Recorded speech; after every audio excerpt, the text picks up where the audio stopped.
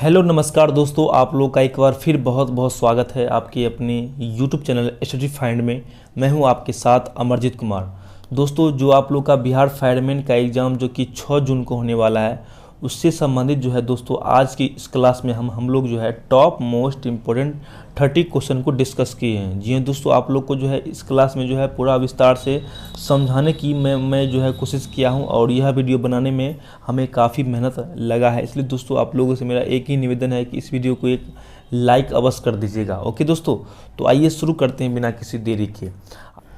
आप लोग के सामने पहला क्वेश्चन है, संगम राजवंश के संस्थापक कौन थे? तो दोस्तों उससे पहले हम लोग यह जानते हैं कि संगम काल जो है कब से कब तक के काल को जो है संगम काल कहते हैं।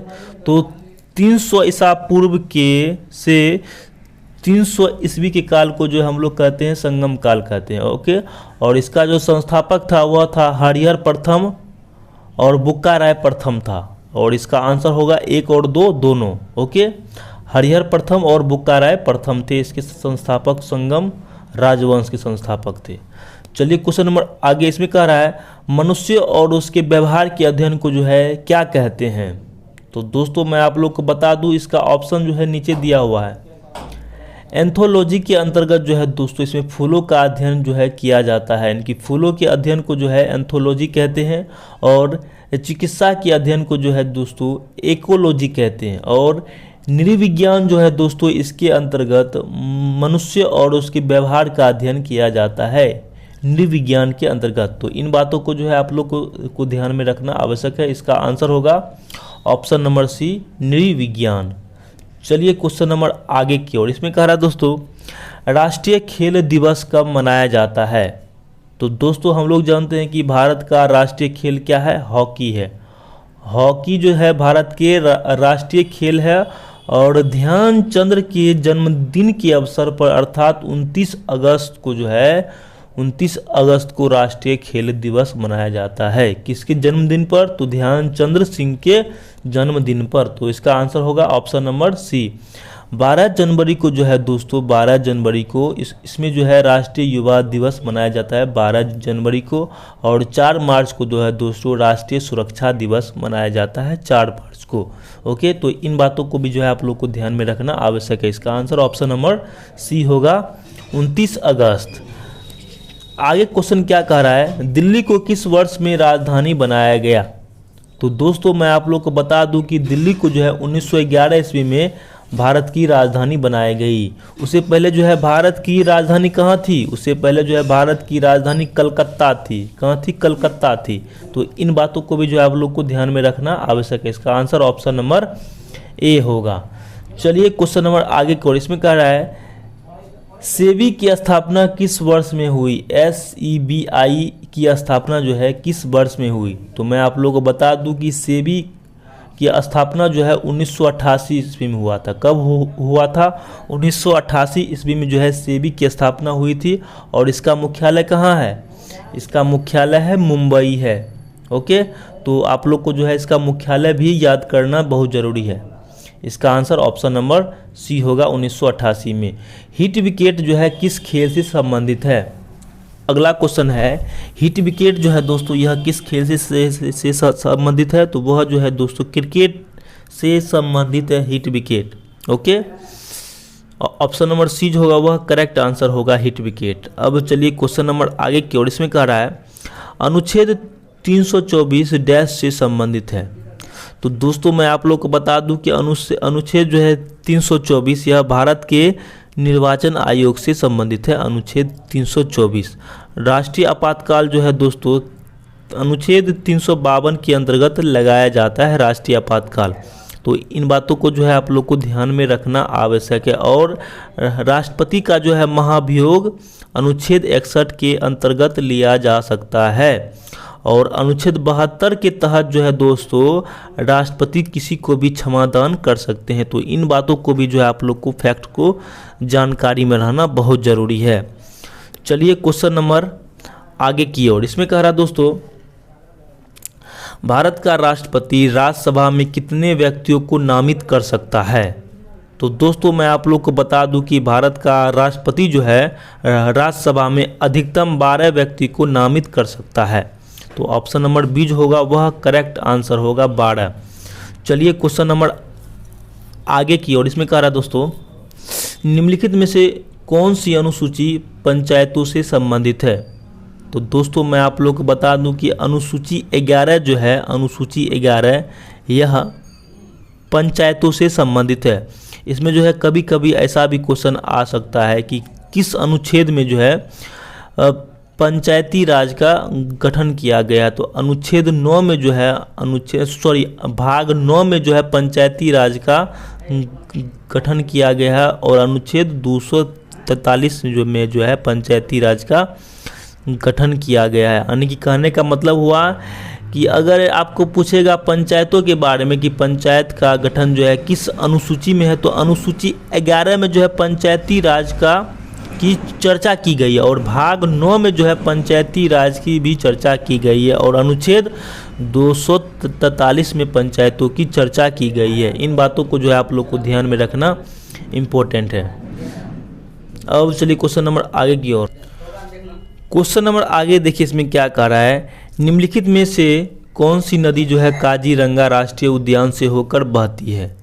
तो दोस्तों उससे पहले हम लोग यह जानते हैं कि काजीरंगा राष्ट्रीय उद्यान जो है किसके लिए प्रसिद्ध है। तो यह जो है दोस्तों एक सींग वाले गैंडा के लिए प्रसिद्ध है।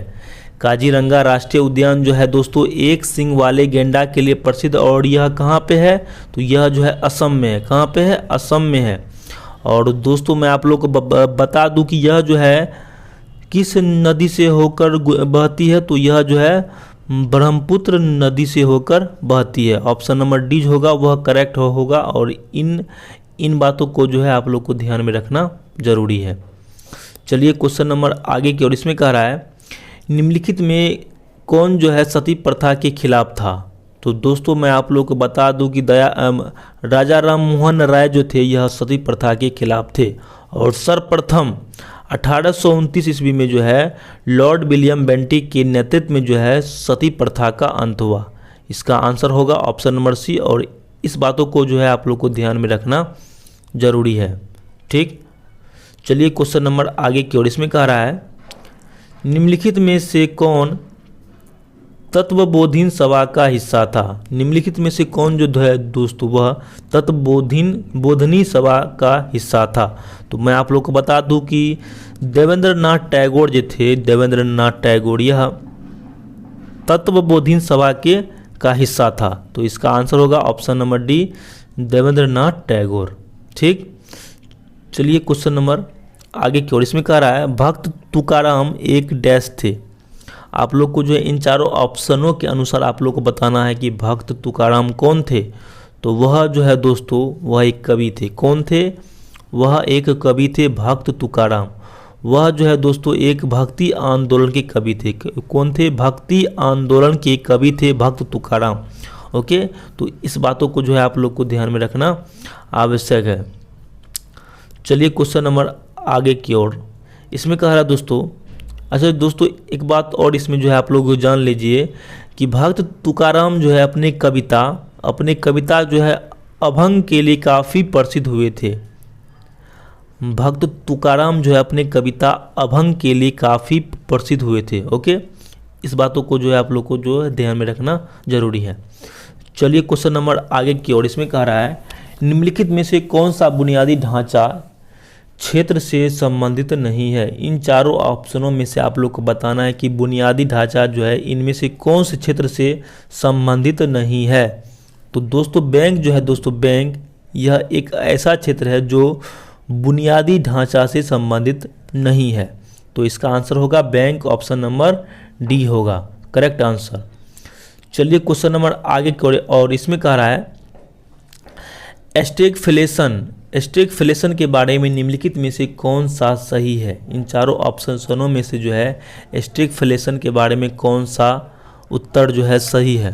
तो वह जो है दोस्तों ऑप्शन नंबर ए कह रहा है, उच्च मुद्रास्फीति और उच्च स्थिरता के कारण जो है स्टैगफ्लेशन की स्थिति उत्पन्न होती है। ओके, उच्च मुद्रास्फीति और उच्च स्थिरता के कारण जो है स्टैगफ्लेशन की स्थिति उत्पन्न होती है। तो इसका आंसर होगा ऑप्शन नंबर ए। चलिए क्वेश्चन नंबर आगे की ओर। इसमें कह रहा है दोस्तों, MS ऑफिस किस प्रकार का सॉफ्टवेयर है? तो हम लोग जानते हैं कि दोस्तों यह एक एप्लीकेशन है दोस्तों, और यह जो है कंप्यूटर में इंस्टॉल होता है, यानी कि यह जो है एक एप्लीकेशन है, यानी कि प्रयोग है। अब चलिए क्वेश्चन नंबर आगे की ओर। इसमें कह रहा है कि किस सॉफ्टवेयर के भाग को जो है एक्सेल कहा जाता है? तो दोस्तों मैं आप लोग को बता दूं कि MS ऑफिस के अंतर्गत ही जो है एक्सेल आता है। क्या आता है? MS ऑफिस के अंतर्गत ही एक्सेल आता है, इसलिए दोस्तों इसका आंसर होगा option number A, MS office. Okay, चलिए क्वेश्चन नंबर आगे की ओर। इसमें कह रहा दोस्तों, एक मिनट, हाँ, इसमें कह रहा दोस्तों विभिन्न सिस्टम से जुड़ने के लिए LAN का उपयोग किया जाता है, यानी कि LAN, LAN का उपयोग किया जाता है। उसका पूरा नाम क्या है? हमने आप लोग को जो है पिछले क्लास में समझाया था LAN का पूरा नाम। LAN का पूरा नाम होता है लोकल एरिया नेटवर्क। क्या होता है? Local area network. तो इन बातों को जो है आप लोग को ध्यान में रखना आवश्यक है। इसका पूरा नाम लोकल एरिया नेटवर्क। इसमें आता है दोस्तों एक और आता है, एक आता है WAN। क्या आता है? WAN। तो इसका जो है फुल फॉर्म क्या होता है? Wide area network. तो इन बातों को भी जो है आप लोग को ध्यान में रखना आवश्यक है। LAN और WAN जो है दोस्तों यह कंप्यूटर से के संबंधित भाषा है। ओके, LAN और WAN, तो इसका जो है फुल फॉर्म भी आप लोग को जो है याद करना जरूरी है। चलिए क्वेश्चन नंबर आगे की ओर। इसमें कह रहा है विद्युत चुंबक का जनक किसे कहा जाता है? बहुत ही इंपॉर्टेंट क्वेश्चन दोस्तों। विद्युत चुंबक का जो है जनक किसे कहा जाता है? तो माइकल फैराडे को जो है विद्युत चुंबक का जनक कहा जाता है। तो ऑप्शन नंबर डी जो होगा वह करेक्ट आंसर होगा। अब आते हैं क्वेश्चन नंबर आगे की ओर। इसमें कह रहा है फोकल लंबाई किसके दूरी बीच की दूरी होती है? दोस्तों बहुत ही इंपॉर्टेंट क्वेश्चन है दोस्तों। यह क्वेश्चन है लेंस के संबंधित क्वेश्चन है दोस्तों। लेंस से संबंधित जो है फोकल लंबाई, यानी कि F बराबर क्या होता है? R/2 होता है दोस्तों, आप लोग जानते होंगे। तो और F जो है दोस्तों यह ध्रुव और फोकस के बीच की दूरी को कहते हैं। ओके, यानी कि फोकस और दर्पण की ध्रुव के बीच की दूरी को जो है फोकल लंबाई कहते हैं। इसका आंसर ऑप्शन नंबर सी होगा करेक्ट आंसर। चलिए क्वेश्चन नंबर आगे की ओर। इसमें कह रहा है परिनालिका के अंदर चुंबकीय क्षेत्र है। इन चारों ऑप्शनों में से बताना है कि आप लोग को परिनालिका के अंदर जो है चुंबकीय क्षेत्र मतलब कौन सा होता है चुंबकीय क्षेत्र। तो मैं आप लोग को बता दूं कि सभी बिंदुओं पर जो है समान होता है। परिनालिका के अंदर जो है चुंबकीय क्षेत्र वह सभी बिंदुओं पर समान होता है परिनालिका क्षेत्र। तो इसका आंसर ऑप्शन नंबर सी होगा, सभी बिंदुओं पर समान होता है परिनालिका क्षेत्र। चलिए क्वेश्चन नंबर आगे की ओर। इसमें कह रहा है दोस्तों ध्यान दीजिएगा क्या कह रहा है क्वेश्चन में। कह रहा है पृथ्वी पर द्रव्यमान की तुलना में चंद्रमा पर किसी वस्तु का द्रव्यमान कितना होता है? तो हम लोग जानते हैं कि किसी वस्तु का जो है द्रव्यमान कहीं भी नहीं बदलता है। हमने क्या बताया? किसी भी वस्तु का द्रव्यमान यानी कि मास जो है, मास ये कहीं भी नहीं बदलता है। लेकिन भार जो है, अगर भार जो है पृथ्वी पर 6 किलो भार है किसी आदमी का, तो चंद्रमा पर जो है उसका भार इसका जो है 1/6 हो जाता है, यानी कि वह जो है वहाँ पे 1 किलो हो जाएगा, 1 kg हो जाएगा। तो हमने क्या इसमें सीखा? तो हमने इसमें यह बात सीखा कि मास जो है, मास किसी भी वस्तु का नहीं बदलता है। ओके, इसका आंसर ऑप्शन नंबर सी होगा। क्या होगा? वही रहता है। ओके, चलिए क्वेश्चन नंबर आगे की ओर। इसमें कह रहा है सेंधा नमक का रासायनिक नाम क्या है? सेंधा नमक यानी कि साधारण नमक जो होता है उसी का जो फॉर्मूला होता है NaCl, वही हुआ सेंधा नमक। इसका जो है फॉर्मूला क्या होगा? सोडियम क्लोराइड होगा। ऑप्शन नंबर ए जो होगा वह करेक्ट आंसर होगा, सोडियम क्लोराइड। ब्रोमीन का प्रतीक क्या है दोस्तों? इसमें कह रहा है ब्रोमीन का प्रतीक क्या है? तो Br से होता है, ब्रोमीन होता है। ठीक, बी से होता है बोरॉन, यानी कि बोरॉन का जो होता है प्रतीक वो होता है बी होता है। बोरॉन का प्रतीक क्या होता है? बी होता है। और बेरिलियम का जो होता है प्रतीक दोस्तों, बेरिलियम का प्रतीक वह होता है Be होता है। तो इस बातों को जो है आप लोग को ध्यान में रखना आवश्यक है। और दोस्तों इसमें मैं आप लोग को थोड़ा बता दूं कि ब्रोमीन की जो होती है परमाणु संख्या वह होती 35 होती है ब्रोमीन की परमाणु संख्या। तो आप लोग को जो है ब्रोमीन की जो है परमाणु संख्या भी आप लोग को जो है ध्यान में रखना जरूरी है। ओके, तो इसका आंसर ऑप्शन नंबर ए होगा करेक्ट आंसर। चलिए क्वेश्चन नंबर आगे की ओर, इसमें कह रहा है निम्न में से किस प्रक्रिया में गैसीय अवस्था का सीधा रूपांतरण ठोस में अवस्था में हो जाता है। तो हम लोग क्या जानते हैं, निक्षेपण जो है, निक्षेपण एक ऐसी क्रिया है जो किसी भी वस्तु को जो है ठोस से डायरेक्ट गैस में बदल देगा और गैस से डायरेक्ट जो है ठोस में बदलने की क्रिया को हम लोग कहते हैं निक्षेपण कहते हैं। क्या कहते हैं, निक्षेपण। तो इस बातों को जो है आप लोग को ध्यान में रखना बहुत ज़रूरी है। तो इसका आंसर ऑप्शन नंबर सी हो जाएगा। दोस्तों अगला क्वेश्चन देखिए, जिप्सम का रासायनिक सूत्र क्या होता है। यह क्वेश्चन जो है बिहार पुलिस के एग्जाम में पूछे गए थे। बिहार पुलिस के 14 मार्च के एग्जाम में जो है यह क्वेश्चन आया था। ओके दोस्तों, तो इसका आंसर होगा CaSO4 × 2H2O। क्या होता है जिप्सम का फॉर्मूला, CaSO4 × 2H2O। और इसमें आता है एक प्लास्टर ऑफ पेरिस का फार्मूला। क्या होता है, प्लास्टर ऑफ पेरिस का फार्मूला इसका होता है CaSO4 × ½ H2O। क्या होता है, ½ H2O जो है दोस्तों यह प्लास्टर ऑफ पेरिस का फार्मूला है और CaSO4 × 2H2O जो है यह जिप्सम का फार्मूला है। तो इस बातों को जो है आप लोग को ध्यान में रख लीजिएगा। ओके, चलिए क्वेश्चन नंबर आगे की ओर, इसमें कह रहा है निम्नलिखित में से कौन सा कोशिका मानव शरीर की सबसे लंबी कोशिका है। बहुत ही अच्छा क्वेश्चन है दोस्तों, इसको मैं जो है बहुत ही अच्छा क्वेश्चन कहूँगा। तो दोस्तों मैं आप लोग को बता दूं कि नर्वस सेल जो होता है, नर्वस सेल यानी कि तंत्रिका कोशिका जो होता है दोस्तों, यह मानव की सबसे बड़ी कोशिका होती है। ओके, तो इसका आंसर होगा option number C, nervous cell, तंत्रिका कोशिका। ठीक, अब दे क्वेश्चन नंबर आगे की ओर, इसमें कह रहा है गुरुत्वीय रिसेप्टर्स, गुरुत्वीय रिसेप्टर्स का स्थान क्या है। गुरुत्वीय रिसेप्टर्स का स्थान क्या है दोस्तों, तो आप लोगों को बताना है कि जीव जो है दोस्तों, जीव या गुरुत्वीय रिसेप्टर्स का स्थान है। क्या है, गुरुत्वीय रिसेप्टर्स का स्थान जो है क्या कौन है, जीव है। और इससे जो है दोस्तों कि किसी भी चीज़ का स्वाद की जांच की जा सकती है जीव के द्वारा। ओके, तो इसका आंसर होगा ऑप्शन नंबर सी होगा, जीव होगा। चलिए क्वेश्चन नंबर आगे की ओर, इसमें कह रहा है निम्नलिखित में से कौन एक प्रकार का संयोजी उत्तक है। दोस्तों आप लोग को बताना है कि इन चारों ऑप्शनों में से कौन जो है एक प्रकार का संयोजी उत्तक है। तो मैं आप लोग को बता दूं कि ब्लड यानी कि रक्त जो है दोस्तों, रक्त यह एक संयोजी उत्तक है। इन बातों को जो है आप लोग को ध्यान में रखना बहुत ज़रूरी है। ओके, ब्लड जो है एक प्रकार का संयोजी उत्तक है। अब आते हैं क्वेश्चन नंबर 90 की ओर, इसमें क्या कह रहा है दोस्तों, ध्यान दीजिएगा आप लोग। इसमें कह रहा है रक्तचाप के रख रखाव के लिए कौन सी ग्रंथि जिम्मेदार होती है। कौन सी होती है ग्रंथि जिम्मेदार रक्तचाप यानी कि ब्लड प्रेशर के रख रखाव के लिए। तो मैं आप लोग को बता दूं कि अधिवृक्क जो होती है, अधिवृक्क वह जिम्मेदार होती है किसके लिए, तो ब्लड प्रेशर के लिए। तो ऑप्शन नंबर बी जो होगा वह करेक्ट आंसर होगा, अधिवृक्क होगा इसका करेक्ट आंसर। अब चलते हैं क्वेश्चन नंबर आगे की ओर, इसमें कह रहा है दोस्तों निम्नलिखित में से किसे भारत का सॉलिसिटर जनरल नियुक्त किया गया है।